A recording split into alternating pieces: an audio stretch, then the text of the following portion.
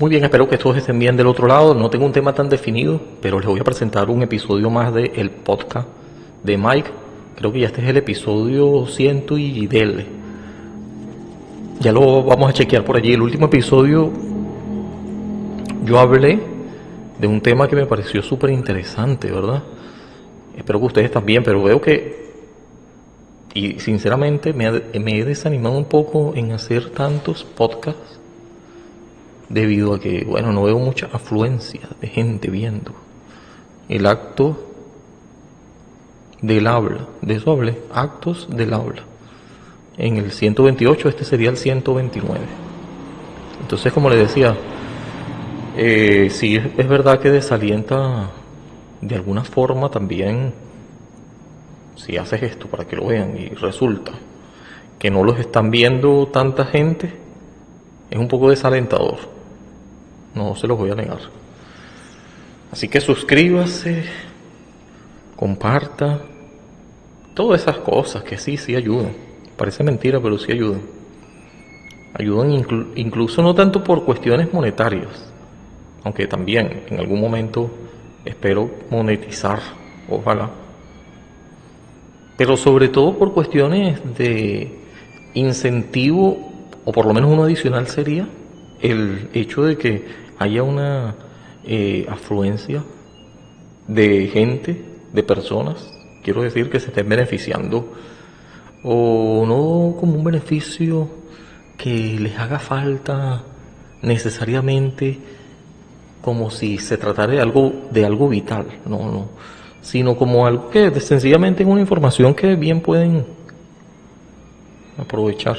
Estoy volteando para allá porque se mete un ruido aquí en el audífono. Por eso es que quisiera grabar en la mañana.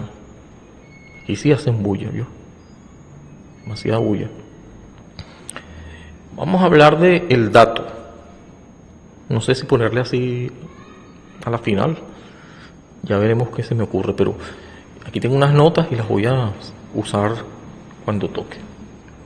Resulta que hay varios personajes aquí que voy a tener presentes a la hora de hacer esta mezcolanza, de ver cómo conseguir el valor práctico que sin lugar a duda va a llegar, y no espero enrollarme tanto con esto, enredarlo más de lo que de lo que se supone deba hacer, ¿no? De todas maneras, vamos a quedarnos con la idea de las gotas.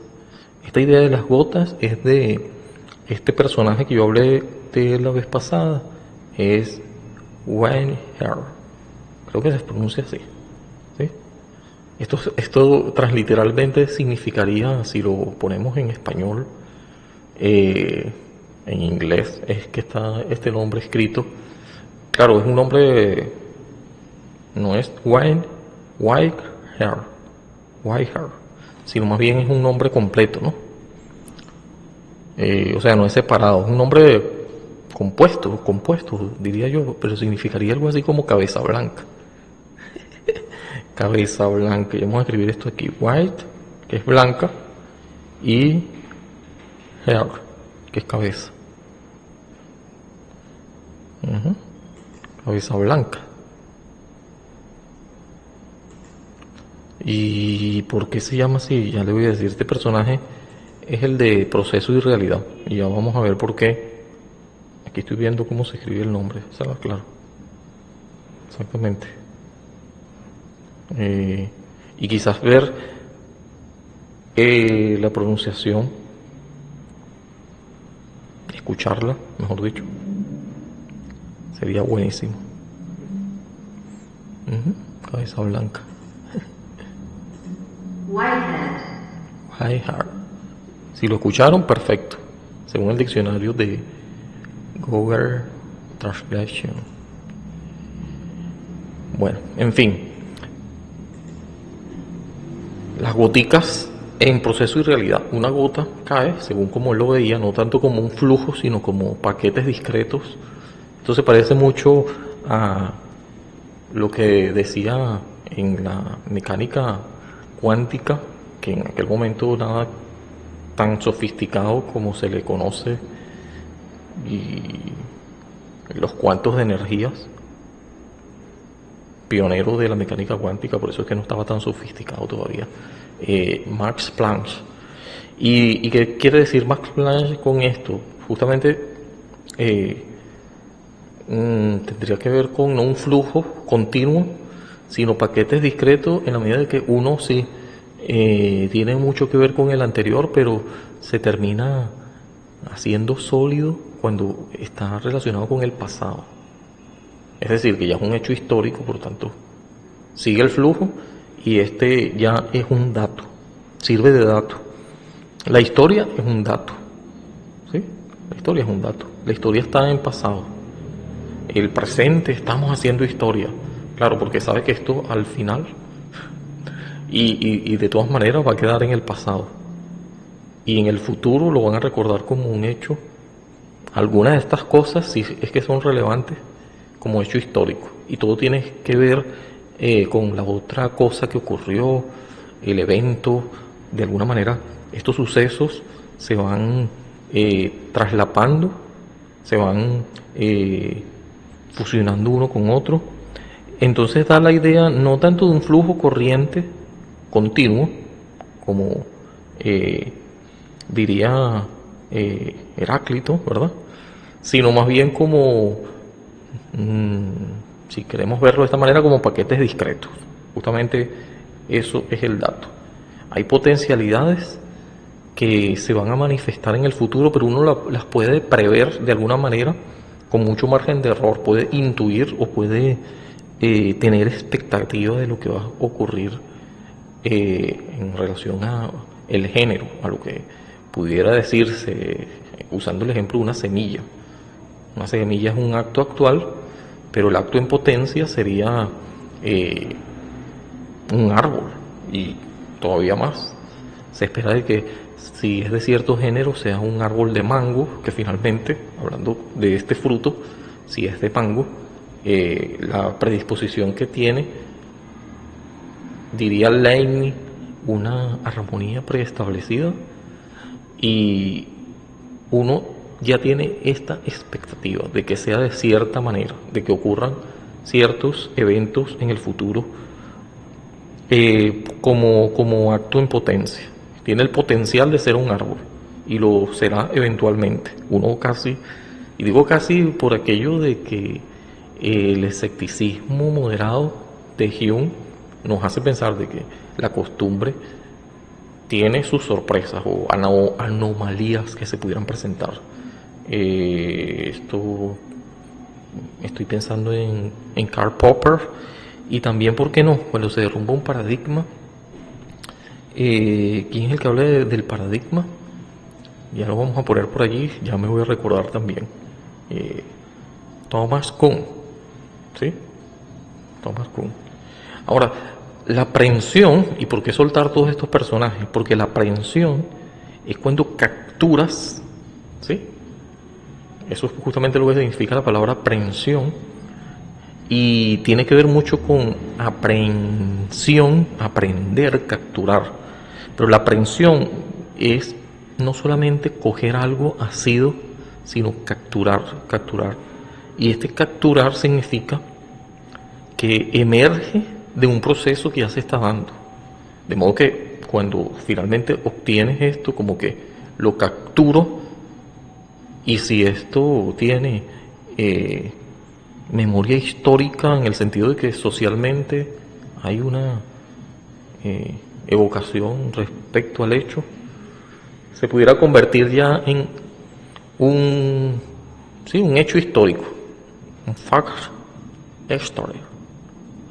Y esto justamente tiene que ver con cómo se autoproducen constantemente, dicho por Weger, y en su libro Proceso y Realidad. Entonces hay una actualidad, es el ahora de la existencia, o lo real, la realidad. No es lo mismo real que realidad, por cierto, ¿sí? Realidad, vamos a hablar de realidad. Lo real, si nos vamos al concepto de Lacan, es algo más en su registro, el número uno, al menos así, no importa el orden, creo yo, pero uno de los registros lacanianos Jacques Lacan es lo real. Lo real, estamos hablando del noúmeno, traducido por Immanuel Kant, si queremos traducirlo a la manera de Kant, quiero decir.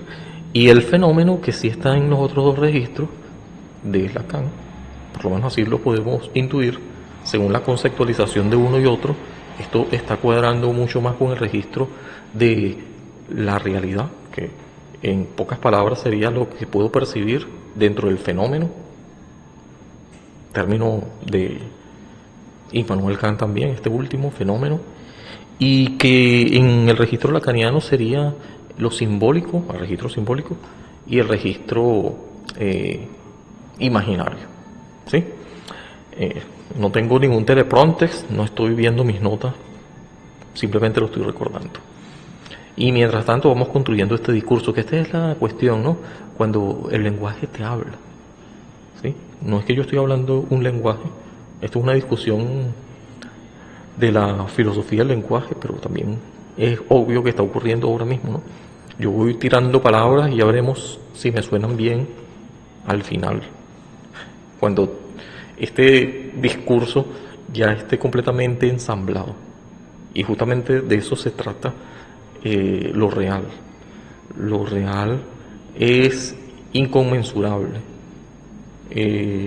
Y más que inconmensurable es porque existe como noúmeno, estoy hablando de lo real, sería más bien,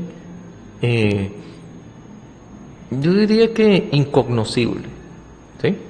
O sea, hasta qué grado lo puedes conocer en mi campo de acción dentro de los límites del lenguaje que están en los dos registros lacanianos, aparte del real, el simbólico y el imaginario. Y lo real no tiene lenguaje que lo exponga o que lo saque a la palestra como algo cognoscible. Por eso es que es incognoscible.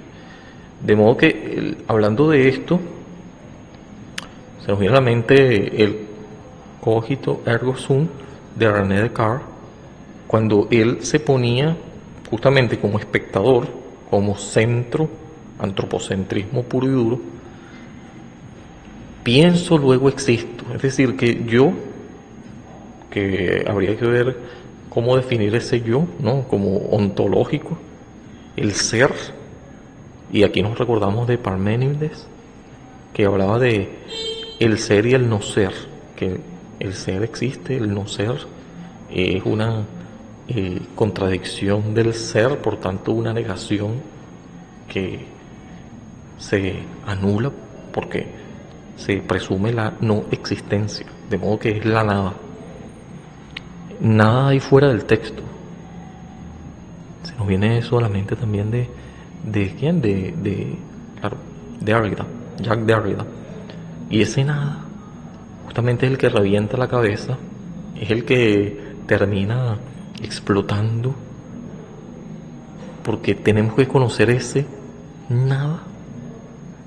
Y ese nada, según Søren Kierkegaard, precisamente como nos es negado, entonces transmite más, yo diría, curiosidad, angustia, en palabras de Søren Kierkegaard. Entonces termina uno como decantándose por eso que está fuera del alcance, como un outsider, que ni siquiera te planteas si lo puedes llegar a alcanzar en algún momento, pero que puedes lanzarte al vacío en un intento desesperado por salir de esa angustia, que la angustia es mucho más que miedo. Según Søren Kierkegaard, debería ser algo todavía mucho más de temer, si lo quieres llamar así una vez más, porque es más que el miedo, porque te empuja. El miedo hace que repelas esa situación, o sea, te aleja de eso. En cambio, lo angustioso, ese vértigo que se siente, según Kierkegaard, una vez más, es cuando estás en el borde del abismo y ante esta situación negada y ante el sí, esta negación, esta prohibición, esta no sensación de control te empuja a ir más allá, de modo que puede ser peligroso, pero este vértigo puede hacer que te lances al vacío, como el salto de fe. Y va más allá de cuestiones estéticas, va más allá de la ética. Y se pone el ejemplo de Abraham, el padre de los que tienen fe. Cuando él, por estética, no lo debió haber hecho, por una cuestión de ego. Por ética, pensando en un altruismo y una bondad hacia la otredad, tampoco parecía ser de ninguna manera algo ético que mates a tu hijo. Pero lo que él hizo más bien es un acto de fe, pensando en que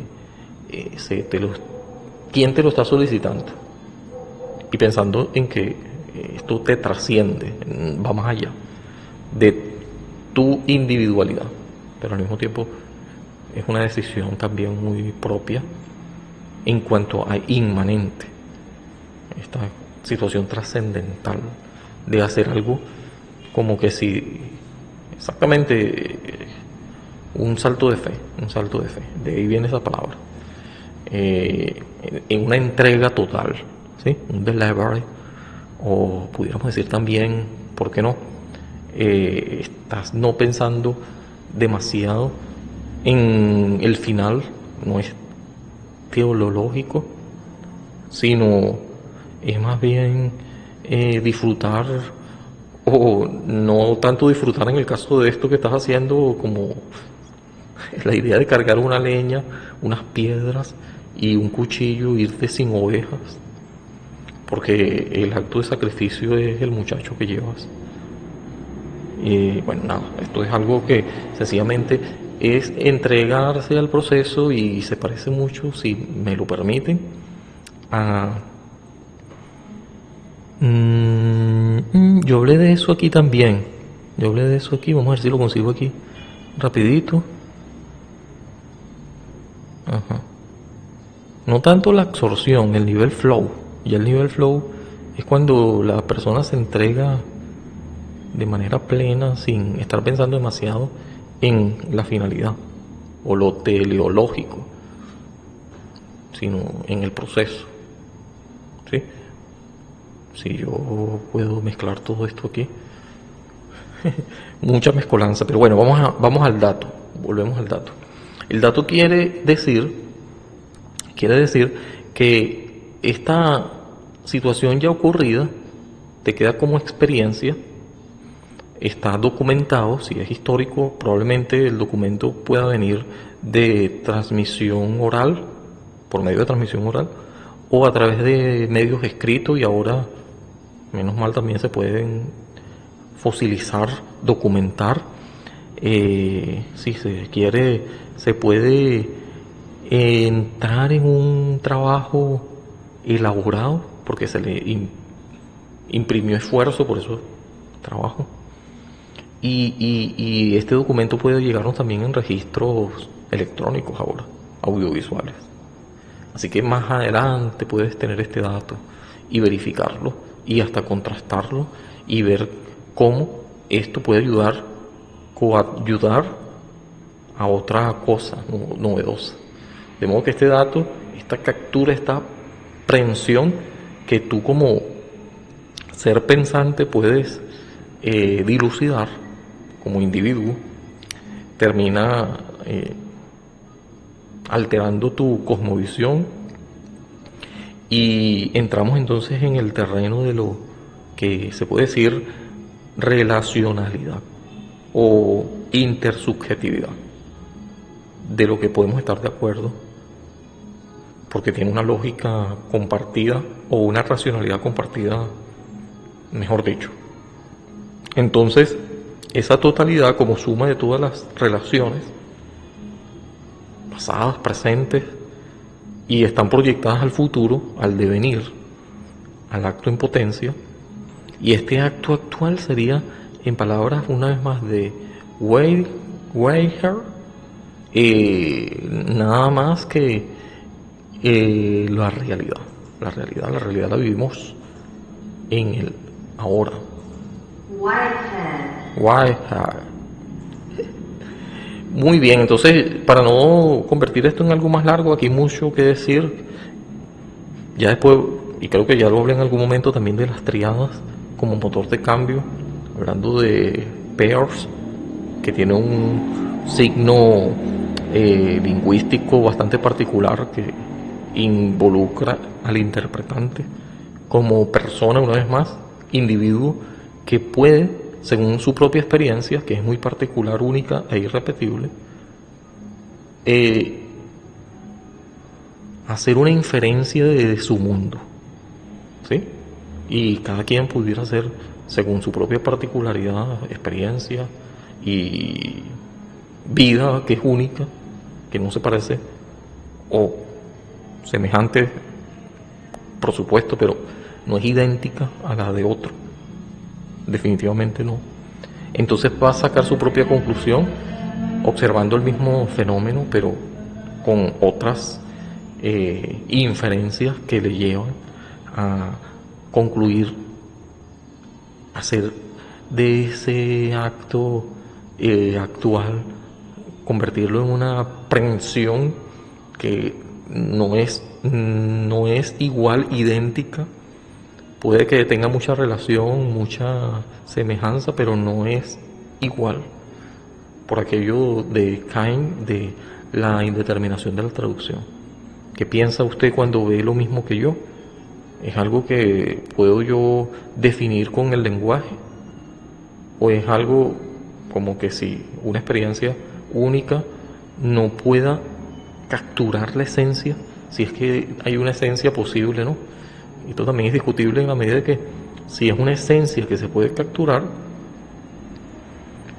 lo cierto es que puede cambiar, de modo que es una aprehensión en la medida de que no es per se duradera, no resiste el tiempo.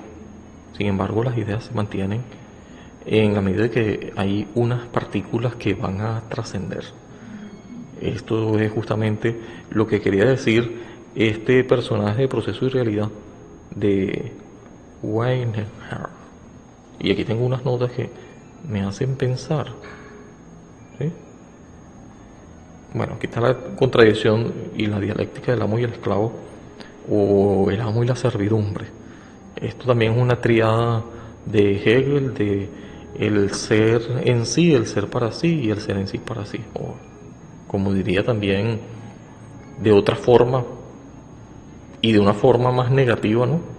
El motor de cambio de Hegel era trascendental, llegando a un momento de la totalidad donde finalmente se convertiría en una especie de absolutismo. Esto parece feliz, parece triste, pero al menos más positivo que las contradicciones de la tesis, antítesis, síntesis en estos tres tiempos, sería pasado, presente y futuro, y así con un motor de la historia que me llevaría eternamente a una lucha de clase. Esto es mucho más negativo, y esto justamente tiene que ver ¿con quién? Con el manifiesto comunista. Estoy hablando de Karl Marx. Sí, se me olvidan los nombres. Esta afirmación, negación y negación de la negación, también dicho de esa manera, ¿por quién? Por Schelling, contemporáneo con Hegel. Hegel se murió primero que Schelling, o por lo menos esa cronología la recuerdo ahora mismo. De modo que este monismo estricto de Spinoza, ahora saco Spinoza como ética y como una especie de semejanza con el monismo del proceso de Weininger, que es el que estaba hablando. Weininger es un flujo, sí, pero un flujo de concrescencia, ¿sí? Que se va concretando y tiene que ver con los paquetes discretos o con este sistema de gotas, más que un sistema, una analogía o una metáfora. Entonces, semejante, y aquí hay una semejanza a Spinoza, el movimiento estricto, a diferencia del movimiento de proceso, es que la totalidad, según el Dios de Spinoza, Dios es naturaleza. Esto quiere decir que todo está interconectado. En cambio, el Dios de Weinherr sería un Dios que está profundamente involucrado en los procesos de la naturaleza. Y no es pura naturaleza, sino más bien está asociado al cómo mecanizar la naturaleza. Esto justamente es lo que teorizó, o por lo menos lo que entendemos de Weinherr. Entonces esto justamente sirve para pensar en esta dualidad cartesiana, donde, a diferencia del monismo de tanto de Spinoza como de Weinherr, una vez más, nos dice que no hay nada fuera de esta sustancia, de modo que está interconectado todo, esta totalidad, según Hegel, para que sea teológicamente, el fin sería justamente teología, el espíritu absoluto. Y para una vez más, para Weinherr sería una frecuente o fluida de concrescencias y no una fluida continua en cuanto a motor de cambio, sino más bien estaría con la aprehensión. ¿Esto tiene algún sentido? Ya voy a dejar de ver estas notas pensando en todo lo que dije para ir terminando. Bueno, son teorías, son corrientes, son modos de explicar o de intentar entender el mundo y de conseguirle alguna explicación al devenir. El devenir sería esta expectativa que siempre está delante, que en realidad podemos manejar nosotros hasta qué grado es el caso.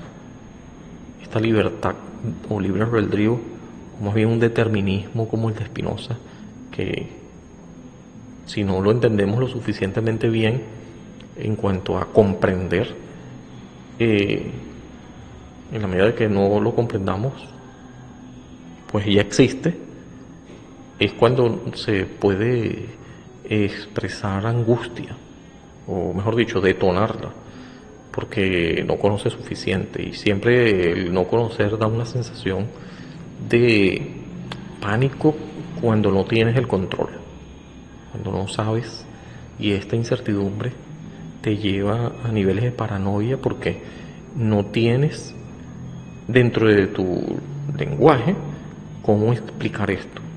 Así que esta siempre tendencia a explicar nuestro mundo, a tener un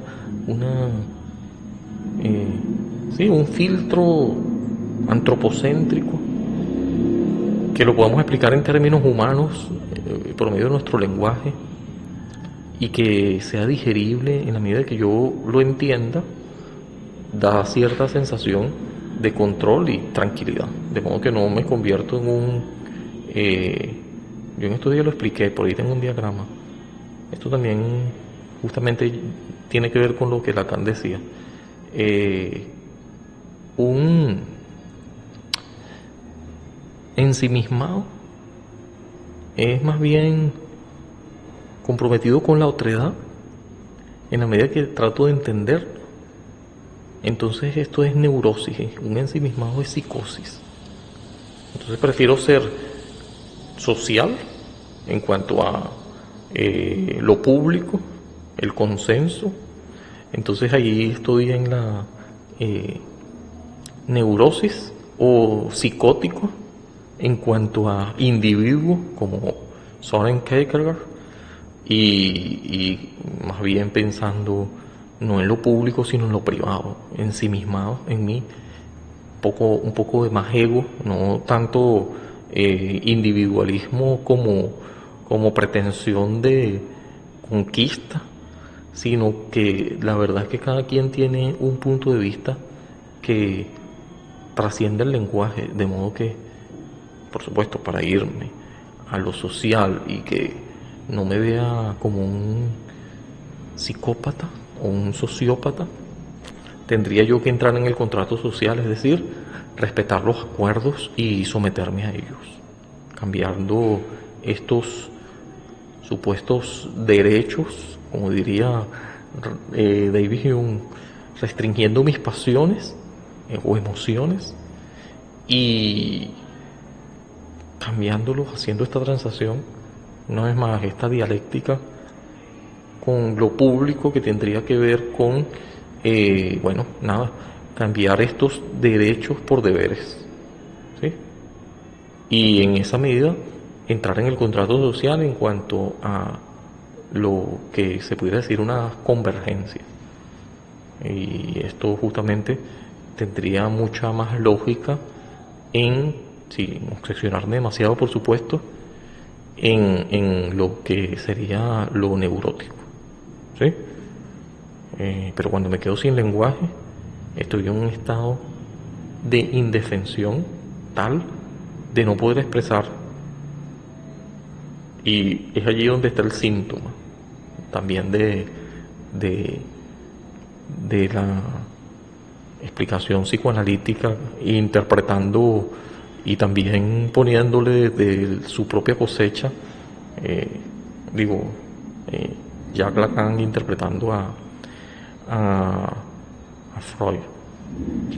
Entonces, bueno, nada, sí que esto es interesante y disculpen este análisis que parece muy complejo, espero que se pueda entender, por lo menos quedémonos con el hecho de que la forma de explicar esto es enrevesada, enredada, pero tiene toda la lógica, al menos una lógica interna, no voy a decir toda la lógica, porque algunos lo hallarán muy ilógico y hay un contraste allí, ¿no? Y son diferentes teorías en diferentes momentos que tienen coincidencia, pero también contradicciones y muchos detractores, ¿sí? Yo al menos no estoy fijando una postura ni haciendo que ocurra del otro lado. Sencillamente es para acercarnos a esto y dejarlo documentado aquí, de manera que pueda quedar de esta manera fosilizado y en el tiempo lo podamos volver a revisar y quién sabe, pudiera resultar ser interesante al menos. Muchas gracias, espero que puedan compartir esto. Vamos a ver qué tema le pongo. Tiene que ver con el dato. Tiene que ver con el dato. ¿El dato qué es? El dato puede ser muchas cosas y al mismo tiempo una combinación de todo que al final en una red, en una interrelación, en una intersubjetividad, si se quiere también, o más bien en la teoría de grafos, que son como en una visual de aristas y vértices que se van conjugando y que no son separadas unas de otras, sino que de alguna manera tienen relación en cuanto a totalidad, están vinculadas. También el pasado, aunque ya no está presente, es de donde venimos y es lo que nos ha tocado. Y este presente terminará tocando a las personas del futuro. De modo que todo está encerrado, pero cuando tenemos datos, y hasta qué grado estos datos, habría que preguntarse, son reales, son realidad, pero son reales. Es decir, tienen algún sentido, una lógica interna, por supuesto puede ser, pero hasta qué grado están arraigados a la deseada verdad. Esto es interesante, ¿no? Pero bueno, lo voy a dejar hasta aquí porque se pone más complejo la cosa. Ya otro día Quizás cuando lo vea pueda ver, o cuando lo edite, porque aquí hay que editar algunas cosas, nada, termine yo convenciéndome de esta locura o rechazándola del todo, o seleccionando con pinzas qué cosas pueden ser, al menos para mí, interesantes. Pero ya de por sí me parece que es algo que es digno de revisión. Chao, chao, nos vemos pronto.